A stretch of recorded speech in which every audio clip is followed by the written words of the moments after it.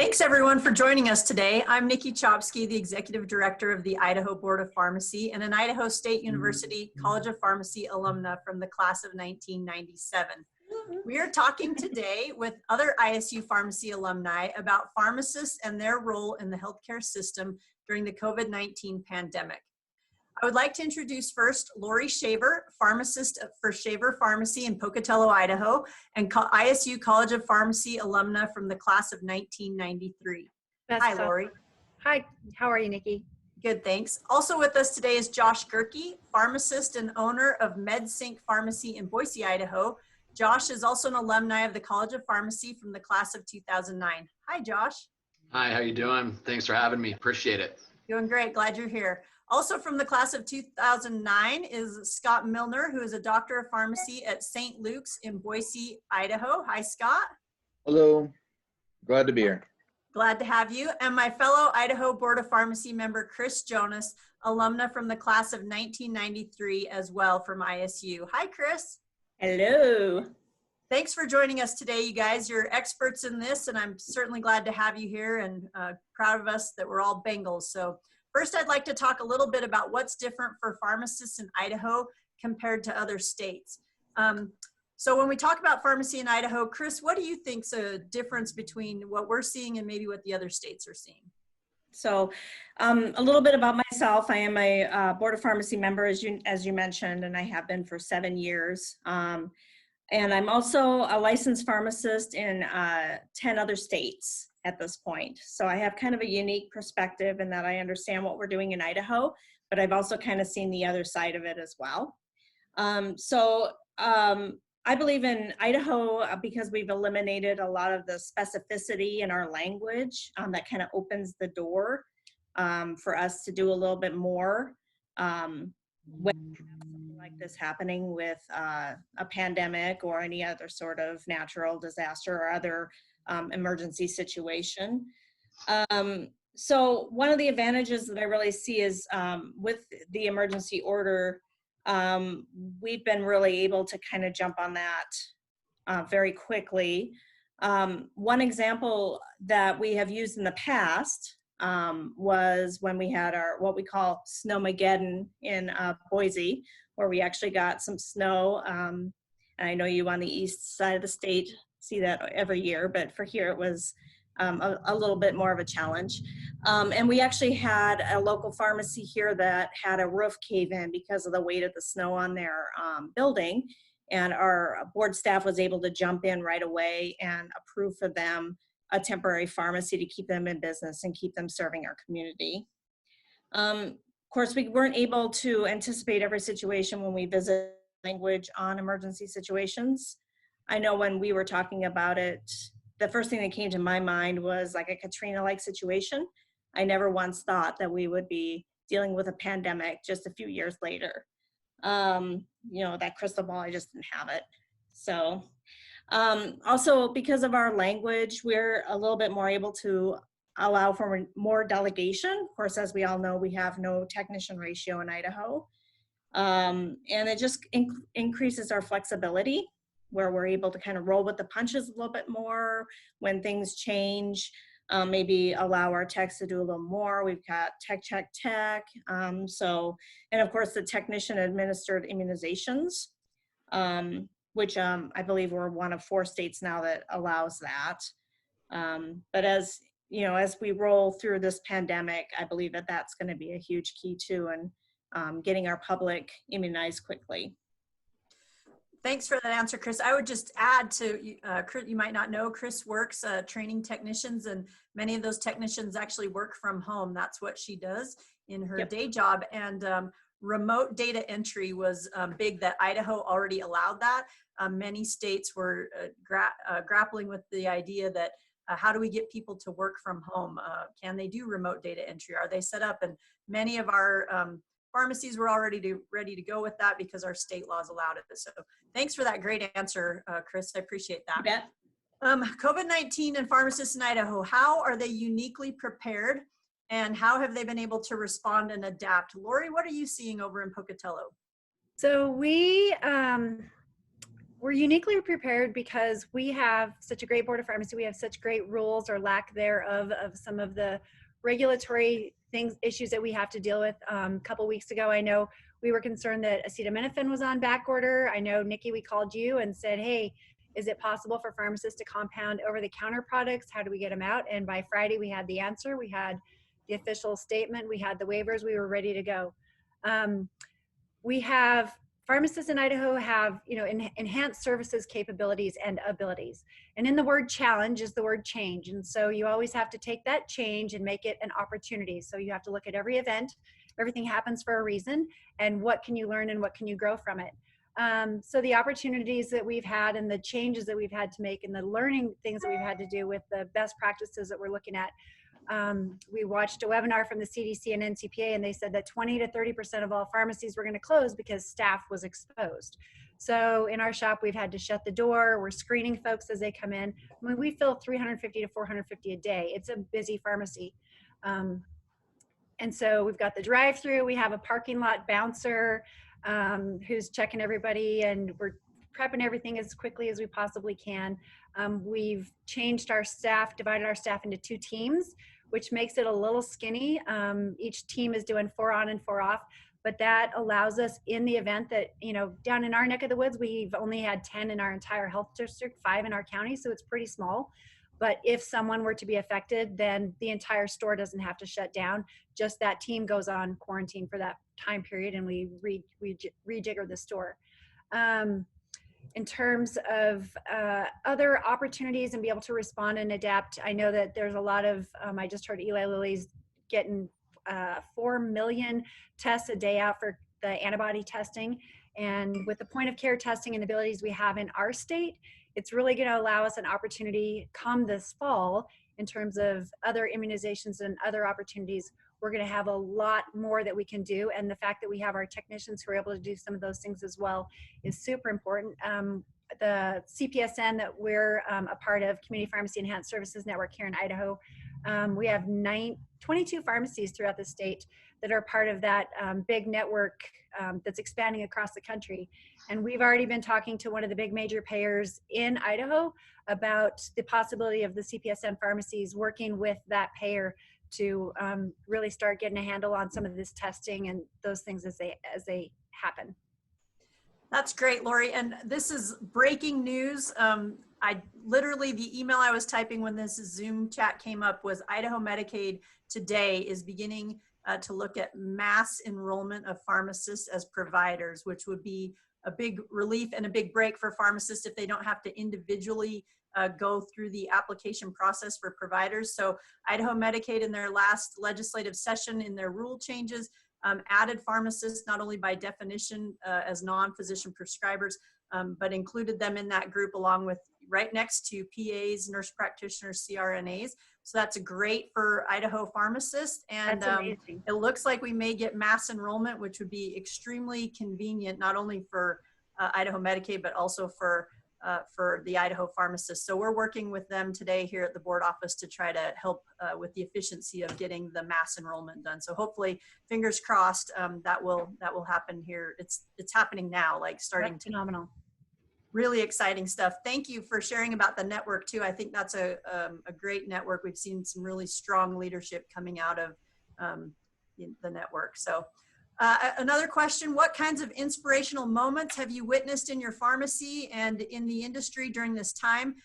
Patients helping other patients, pharmacists or techs going above and beyond. Scott Milner, what have you seen in your practice? The hardest thing is to make this story or any of the stories concise enough for this. I think we could go on for a couple of hours, but early on, we learned that hand sanitizer, that's an example that comes easily to mind, was going to be scarce. We're struggling to get it into our system. Learned that the FDA relaxed their guidelines. The World Health Organization had a published recipe and way to do that. So originally we started to outline how to make this and mix it in our pharmacies. Learning that we needed hundreds and hundreds of gallons, we started to try to find like office space. We actually had a fire marshal beg us not to do that unless we ran some other fire lines. And so in collaboration with the Board of Pharmacy and members of the governor's office, and we actually reached out to a local distillery who you know, is probably one of my favorite phone calls. I said, hey, you know, his name is Andy at this distillery in Caldwell. You know, here's how we want to make some sanitizer. Any way you'd be willing to try it with us? And he said, sure, come on out. So we drove out and looked at the facility, as we do with any compounding partnership. And, you know, within 4 days later, we had all of the, you know, any potential red tape was peeled back. And I point this out because red tape that would get in the way of doing the right thing was pulled away, but we made sure that we did the right way so that we didn't put anything at risk, either employee or patient or a caregiver. And then even after that, you know, that story broke. We had police officers, departments, jails, nursing homes, other hospitals asking for sanitizer. Really easily not my wheelhouse. For, you know, St. Luke's, we don't sell goods to the public. We actually engaged, you know, Josh, who's on here, fellow alumni, and, you know, and said, hey, you know, we have these needs. How else can we get this out to other hospitals and places? It's been really rewarding to see that go. One of my favorite stories, though, just this last week, we had, if you're not familiar with some of the restrictions in our hospitals, we have patients who get intubated without, you know, often they were dropped at the ER, haven't seen their loved ones except via like video time or Zoom like we're doing now. One of the patients was extubated and leaving the floor on their own, you know, walking. And one of my coworkers sent the video of the other patient stepping up to the window and slamming on the door and say, you know, cheering the other patient on. And so it's been fun to see not only community members and business owners jump up to help fill needs that I don't think we ever could plan for, but again, filling a need readily, and then also people that are being more humane and caring for each other. It's been a lot of fun. If that's, I mean, I'd rather not be in the scenario, but it's been rewarding. Yeah, and I think that's really been important, that having that emotional support. That's a great story, Scott. Thanks for sharing it, because it's hard to be in the hospital as a patient, and then when you can't see your family and you're just there isolated, to be able to see sort of other patients cheering you on, and we're all in this together. I know we keep hearing that in the media, we're all in this together, but we truly are. So thanks. Last question I have, what would you tell a potential student who is thinking about pursuing a career in pharmacy? Josh, do you have any thoughts on that? Yeah, thanks, Nikki. Appreciate you having me. You know, just to be candid, there has been some talk about the pharmacy market becoming saturated due to the number of schools that we've had opened up over the past, 10 to 15 years. And while this may be true in some areas of the country, it really does not change my belief that pharmacy, still is one of the most rewarding and more importantly, stable careers in the healthcare industry. The opportunities in the pharmacy today are endless compared to those when I graduated. And they range widely from, clinical to institutional to serving the community at large. And especially here in Idaho, we have one of the highest rated pharmacy schools with Idaho State. And when you couple that with one of the most progressive boards of pharmacy in the nation, I would argue that becoming a pharmacist in this state particularly puts an individual at a unique advantage over those from anywhere else. Whenever I'm asked the question, what did you think about becoming a pharmacist? I always say I've never regretted going to pharmacy school, and hands down, I would gladly do it all over again. Great answer. I concur. Anybody else want to kind of pile on to Josh? I hope we all have that same view. I know I sure do. I tell students and anyone who will listen to me that pharmacy school is the best decision I ever made, and Idaho State was certainly the right choice for me, and I'm sure glad I did it. Do you guys have any other thoughts on that? We're getting a lot of interest from other parts of the country. I was involved in the residency interviews here and for community pharmacy, and it was interesting to see and hear, and as we go into national organizations, students from other states that want to come to Idaho to do some rotations and try a residency, because there's so many opportunities here. And I'll add too that I have seen, actually when I graduated, when Lori and I graduated, it seemed like there was one of two paths. You could either go to the hospital side or to more of the retail or community side. I know a lot of people that are in some real unique practices now. I think, you know, Lori, as you're doing compounding, I think that would qualify. Nikki, you're executive director of the board. We've got Alex Adams, who's on the cabinet with the governor's office. And even myself, basically I'm a people manager and a little bit of a law guru here working for CVS Caremark. So I just think there's a lot of opportunities now that are kind of outside what we would consider to be pharmacy. And to expand on that, when Chris and I went to school, we were told that retail was going to die and we were all going to be clinicians. There actually, we have a lot of conversations with providers and ACOs and groups right now in terms of pharmacists going into practices or working with ACOs doing things like annual wellness visits, chronic care management, heart failure programs, those sorts of things. And so when I talk to them, they kind of look and go, well, you're a retail pharmacist. And I like to say, no, in the past, there's been retail and there's been hospital. And now we have this sort of river between the two lakes, and it's a blend. We take care of all sorts of avenues. We have a clinical aspect. We aren't just pushing drugs out the door. We're taking care of patients, and the opportunities that are involved for pharmacists now in terms of being able to do some of those things actually in the store and then also in the provider's offices just elevates us even further. Yep. Scott, I'll give you a quick chance. Do you have anything you want to add? Yeah.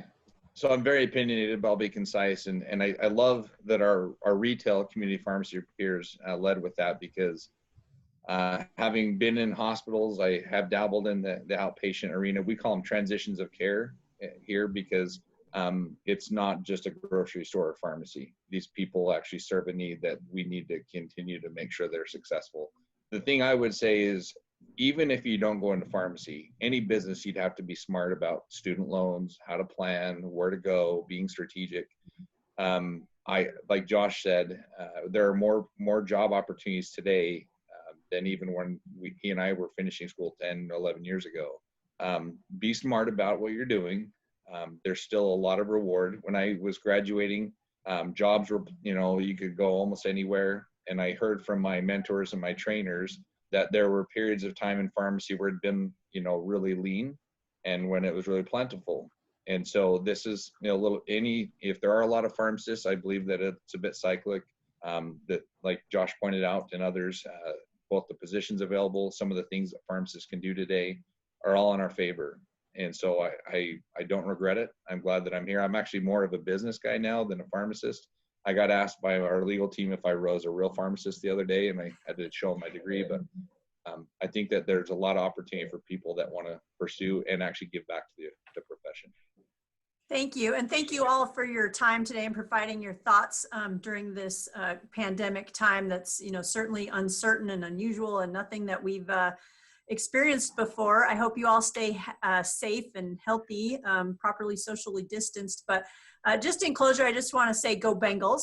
And I just want to say, I think part of why this has worked so well with COVID is because we have been training for this our whole lives. We've never been through a pandemic. We've never had these uncertain times before. We couldn't imagine that this would be the type of disaster that we would be dealing with, as Chris mentioned earlier. But we have the training in place that we need. And I think that training has helped us to, you figure out what you know, you figure out what tools you have, and you figure out what you don't know, and you just kind of prioritize those and start addressing each one as they come up. And I feel like pharmacists in Idaho, and certainly Bengals, have figured out how to navigate this COVID-19 to the best of their ability that they can. And I think we have been training for this our whole lives, and the skills that we learned in school and the experience that we've gained in our work lives have prepared us well to take care of Idahoans and protect the